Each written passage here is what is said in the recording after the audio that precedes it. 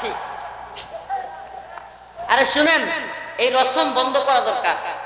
আপনারা তো শাহবাগী ফরিদউদ্দিন মাসুদের পক্ষে বললেও কইবেন ঠিক, আশ্চর্য লাগে।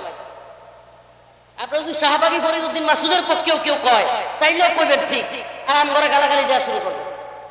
যে ব্যক্তি শাহবাগে গিয়া নাস্তিকদের পক্ষ নেয়, আল্লামা সাইদি রাহিমাহুল্লাহর ফাঁসি ছাড়, এই ব্যক্তির পক্ষে কথা বলনেওয়ালা লোকের অভাব নাই। এরপর আমরা এখন ঠিক এই ছাত্রী নিয়ে বড় হতাশ, এটাও ঠিক। এই এত ঠিক করার দরকার নেই, প্লিজ একটু চুপ করে মনোযোগ দিয়ে শুনেন। কি শাহবাগী ফরিদউদ্দিন মাসউদ, যেই ব্যক্তি জিহাদের বিরুদ্ধে 1 লক্ষ মুফতির ফতোয়া খোঁজে, যেই ব্যক্তি আল্লামা সাইদি রাহিমাহুল্লাহর মতো ব্যক্তি, যে ব্যক্তিটাকে অযথাই হিন্দুত্ববাদী ইন্ডিয়ার কথায় হাসিনা জেলে বড় আছে, জেলে মারছে পর্যন্ত, এই ব্যক্তিরা ফাঁসি চাইছে ফরিদউদ্দিন মাসুদ, এই ভিডিও পর্যন্ত আছে না? এখন ফরিদউদ্দিন মাসুদ একজনের তালু হয়ে গেলে ফরিদউদ্দিন মাসুদের আল্লামা বানাই দিতে হবে, ফরিদউদ্দিন মাসুদকে বুজুর্গ বানাই দিতে হবে। ফরিদউদ্দিন মাসুদের বিরুদ্ধে কেউ কথা বললে বলবে এই ইসলামের শত্রু, নাউজুবিল্লাহ। এর পক্ষেও আপনারা ঠিক কইবেন। আমরা জামু কই, আমরা জামু কই? আপনারা মনে করবেন আমরা অমুক দলের শত্রু, অমুক দলের বন্ধু। ভাই তাই হাত ধরে বলি, আপনারা কল্পনা করতে পারবেন না আপনাদেরকে কত বেশি ভালোবাসি আমরা। এই উম্মাহকে ফাটল তৈরি করা আমাদের কাজ নয়, উম্মাহকে ঐক্যবদ্ধ করা আমাদের কাজ। কিন্তু কিসের পক্ষে ঐক্যবদ্ধ? গণতন্ত্রের পক্ষে? নাউজুবিল্লাহ। আমরা গণতন্ত্রের পক্ষে উম্মাহকে ঐক্যবদ্ধ করতে চাই না, উম্মাহকে ঈমান, দাওয়াত এবং জিহাদের পক্ষে ঐক্যবদ্ধ করতে চাই।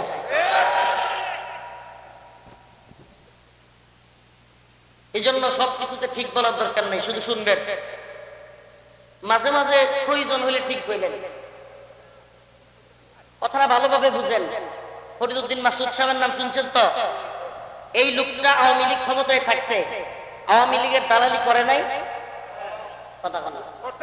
এখন এইটাকেও আমি বললে যদি আপনি বলেন যে হুজুররা হুজুররা লাগছে, ধর্মীয় কেউ নাস্তিকদের পক্ষে যাবে আর তার বিরুদ্ধে বললে হুজুররা হুজুররা লাগছে, তাইলে আপনি মিয়া দিনই বুঝেন না, আপনি দিনই বুঝেন না, এখন ঈমান বুঝেন নাই। আপনি কিসের দল করেন আর কিসের দলের নেতা হয়েছে? আপনি দিনই বুঝেন। ফরিদউদ্দিন মাসউদের মতো ব্যক্তির বিপক্ষে গেলে যদি কেউ ইসলামের দুশমন হয়, তাহলে আমি বলবো কয়েকদিন পরে শয়তানের পক্ষ নিল আপনার পক্ষের উত্তর। আশ্চর্য কথা। এই জন্য সব শব্দ ঠিক বলার দরকার নেই, একটু বুঝার চেষ্টা করেন দেশটা যে হচ্ছেটা কি। আপনারা শুনছেন কিনা চট্টগ্রামে, চট্টগ্রামে মারামারি শুরু হয়ে গেছে, পার্বত্য চট্টগ্রাম নিয়ে ষড়যন্ত্র শুরু হয়ে গেছে। একই দিকে পার্বত্য চট্টগ্রামে গোলাগুলি, আবার জুমার নামাজের সময় হাসিনা সরকারের দালাল কওমি জননী খেতাব দিয়ে হাসিনারে পুরো কওমি অঙ্গনকে যে লোকটা কলুষিত করেছে হাসিনার নৌকা পাওয়ার জন্য, দিন শেষে নৌকা না দিয়া দিছে প্রতিদিন। এই লোক আজকে বাইতুল মুকাররম আমাদের মসজিদ, এই ভূখণ্ডের মুসলিমদের প্রধান মসজিদ বাইতুল মুকাররমে গিয়া একটা জুতা দিয়া ঢিলাঢিল, নাউজুবিল্লাহ, কলিজা ফাইটা যাওয়ার মতো অবস্থা। দেশের প্রধান মসজিদে এই গাদ্দার গুলো জুতা দিয়া ঢিলাঢিলি করছে। কি শিখবে এটা থেকে? জাতি এটা থেকে কি শিখবে? কলিজা ফাইটা যাওয়ার মতো অবস্থা। কিভাবে পারলেন জাতীয় মসজিদে একজন আরেকজনকে জুতা দিয়ে ঢিল দিতে? কিভাবে পারলেন? আসলে ইসলামকে তামাশা বানানো, ইসলামকে কি বানানো? তামাশা বানানো, নিজেদের খায়েশাত পূরণ করা চলছে। আজ ফরিদউদ্দিন মাসুদের জন্য থানা ঘেরাও করা হবে, ফরিদউদ্দিন মাসুদকে কেউ কিছু বললে চোখ তুলে নেওয়া হবে, এই ধরনের কথা বলেন। শত শত আলেম গ্রেফতার ছিল, কই এই ধরনের কথা তো শুনি না। আফসোস লাগে। আপনারা আজকে বাইতুল মুকাররমে গিয়া জুতা দিয়ে ঢিলাঢিলি করেন, আর এদিকে সেকুলাররা, হিন্দুত্ববাদীরা এগুলো নিয়ে হাসাহাসি করে, মন্দির পাহারা দেওয়ার সবক দেন। এই মিয়া, ঈমান আনছে কি মন্দির পাহারা দেওয়ার জন্য নাকি? এটা কি এতটুকু গায়রত নাই আমাদের? মুসলিম হয়েছে, ঈমান আনছে আল্লাহর জন্য। ইব্রাহিমের চেতনা ছিল মূর্তি ভাঙার চেতনা, আর আজকে কি কয় মাদ্রাসা ছাত্ররা গিয়ে কি পাহারা দিবে?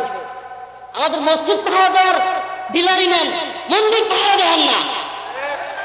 আপনাকে দায়িত্ব দেওয়া হয়েছে, উপদেষ্টা বানানো হয়েছে। আজকে বাইতুল মুকাররমের নিরাপত্তা নাই, আজকে বাইতুল মুকাররমের নিরাপত্তা দিতে পারতেছেন না। মন্দিরের নিরাপত্তা নিয়ে আপনাদের এত মাথা ব্যথা, যেখানে হিন্দু যুবকরা পর্যন্ত বলতেছে আমাদের মন্দির পাহারা দিয়া পূজা করা হলে এই পূজা আমাদের দরকার নাই। হিন্দু যুবক বলতেছে আমাদের মন্দির পাহারা দিতে হবে কেন মুসলিমদের? আমরা বলি মন্দির যেমনি ভাবে আমরা ভাঙার কথাও বলি না, মন্দির পাহারা দিবে মুসলমান এটাও বলি। যাদের মন্দির তারা পাহারা দিবে, আমরা মসজিদ কি তারা পাহারা দেয়? কথা বলে আমাদের মসজিদ কি হিন্দুরা পাহারা দেয়? প্রিয় ভাইরা আমার, বন্ধুগণ আমার, হিকমতের নামে হচ্ছেটা কি? হচ্ছেটা কি? বড় আফসোসের বিষয়। ইমানি গায়রত নাই, মাসআলা বুঝেন।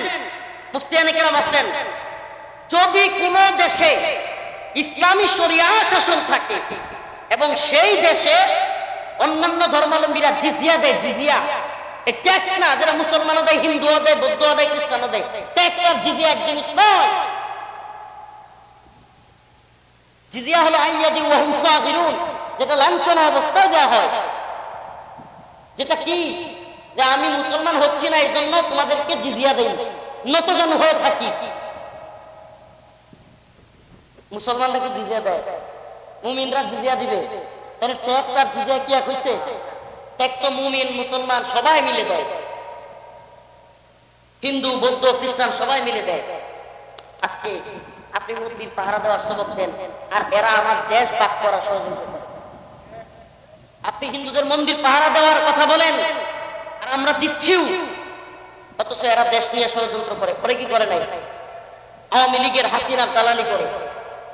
কথাগুলো ভালোভাবে বোঝার চেষ্টা করুন প্রিয় হাজিরিন, কষ্টে কথাগুলো বলতেছি।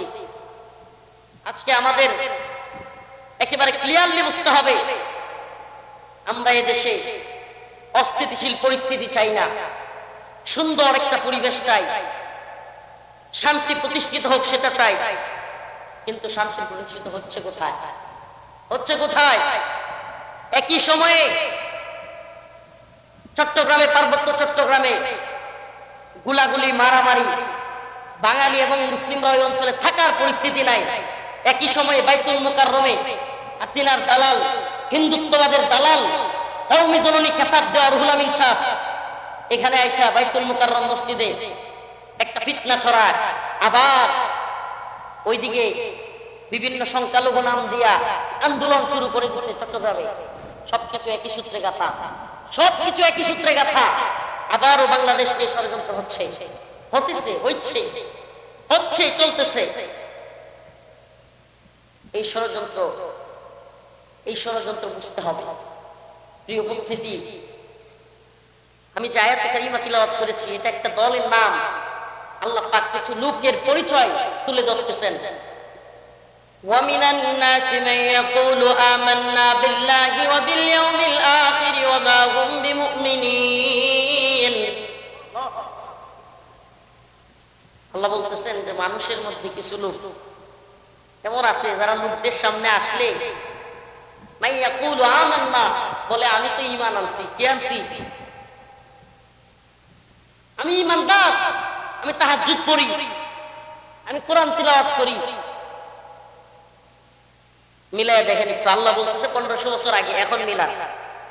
কি কয়? মানুষের সামনে কয় মাই ইয়াকুলু আমান্না, আমি ঈমান আনছি, তাহাজ্জুদ করি, কোরআন তিলাওয়াত করি।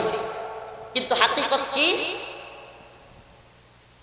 আলেমদেরকে আমি গ্রেফতারও করি, গুলি করে মানুষ মারি, ক্ষমতার জন্য যা মন চায় গুম খুন নির্যাতন সবই করি।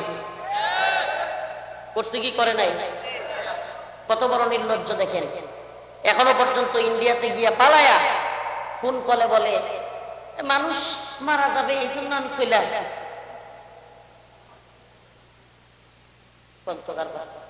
কত বড় নির্লজ্জ! মানুষ মরে যাবে এই জন্য কি করছে? চলে আসছে। তো শত শত ছাত্র যে মারলো, এটি কেরাম আসছে। আস্তে আস্তে আল্লাহ পাক জালেমদেরকে ধরে সময় এমন ভাবে ধরে, সুবহানাল্লাহ, কেউ কল্পনা করতে পারছেন এভাবে ধরবে? কল্পনাও করতে পারছে? কিন্তু আমার বিশ্বাস ছিল, আল্লাহ আমার বিশ্বাস ছিল, ফালা তাহসাবান্নাল্লাহা গাফিলান আম্মা ইয়ামালুল যালিমুন। আল্লাহ বলছেন ফালা তাহসাবান্নাল্লাহা গাফিলান, আল্লাহ পাক বলেন জালেমরা যেন জুলুমের ব্যাপারে আমারে গাফেল না মনে করছে। আল্লাহ কি গাফেল? ঘুড়ি তো ছেড়ে দিছে কিন্তু সুতা কোথায়? আল্লাহ পাক ছাড় দেন কিন্তু ছেড়ে দেন না, ছেড়ে দেন। আরে হাসিনার চাইতে ফিরআউন আরো বেশি সময় পাইছে, আল্লাহ সময় দেন, কিন্তু একটা সময় এমন ভাবে ধরে ক্ষমতা হারায় গেলে ক্ষমতাসীনরা পাগল হয়ে যায়, কি হয়ে যায়। এই জন্য ক্ষমতা আছে এটা বোঝানোর জন্য বলে ছেদ করে ঢুকে যাবে, কথা মনে হয় বুঝেন না? মানে এখন তো পাগলের মতো হয়ে গেছে, ক্ষমতা নাই। এখন তো যারা ফোন দেয় তাদেরকে বুঝাইতে হবে না আমি এখনো আছি, আছি রে ভাই আছি, তাহলে কেমনে কি কেমনে কি বুঝাইতে হবে যে আমি পাশেই আছি, ছেদ করে ঢুকে যাবে। সুবহানাল্লাহ। আল্লাহ বলতেছেন ওয়ামিনান নাস মান ইয়াকুলু আমান্না বিল্লাহ ওয়া বিল ইয়াউমিল আখির, যে এরা মানুষের সামনে বলবে আমি ঈমান আনি, আমি মুমিন, আমি তাহাজ্জুদ করি, আমি আখিরাতের উপর ঈমান আনছি, আল্লাহর উপর ঈমান আনছি, কিন্তু বাস্তবে এরা নিজের ক্ষমতার জন্য হিন্দুত্ববাদীদেরকে প্রভু মানে। হিন্দুত্ববাদীদেরকে কি মানে? প্রভু মানে।